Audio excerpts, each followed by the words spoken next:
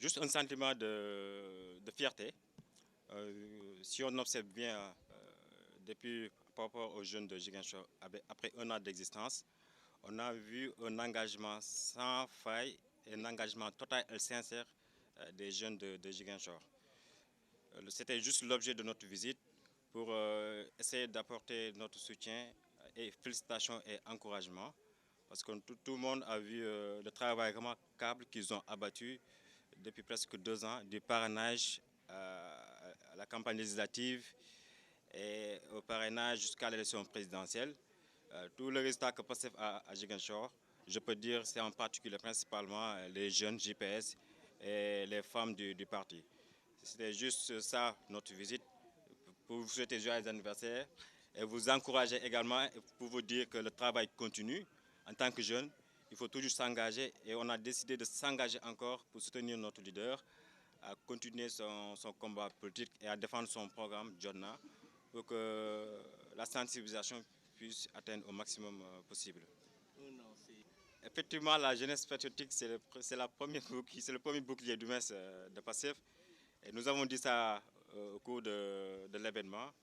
On réitère notre engagement et nous sommes prêts à protéger PASTEF parce que c'est un parti qui nous anime de par notre engagement et l'espoir qu'on a de la JPS, la jeunesse sénégalaise a de l'espoir pour PASTEF.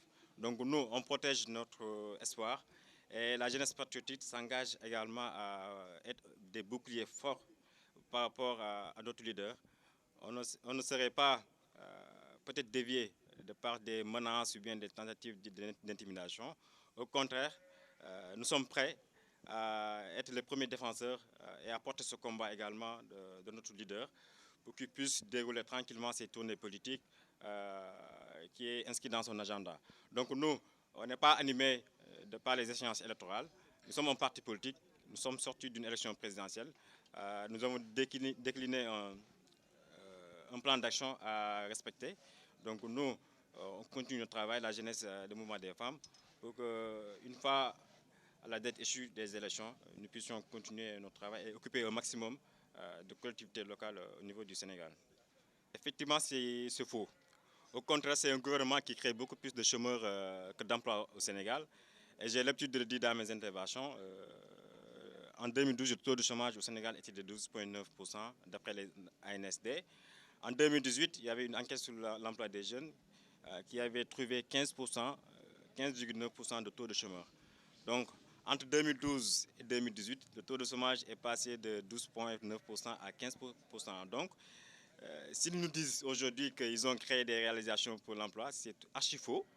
De tous les mécanismes qu'ils ont mis en place à travers des structures d'accompagnement jeunes, d'incubateurs, c'est des stratégies politiciennes qui, toujours comme d'habitude, continuent toujours à créer du désespoir par rapport à l'emploi des jeunes et qui malheureusement, ils continuent toujours à faire rêver les jeunes.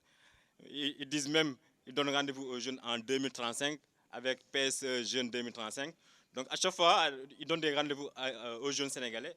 Et maintenant, c'est à nous maintenant de prendre notre responsabilité à faire face à ces situations parce qu'on veut de l'emploi, on veut du développement pour le Sénégal. Et pour ça, on a uniquement comme espoir le président Ousmane Sonko qui, de par son programme Jotna, a beaucoup de stratégies donc, pour résoudre la question du sous-emploi.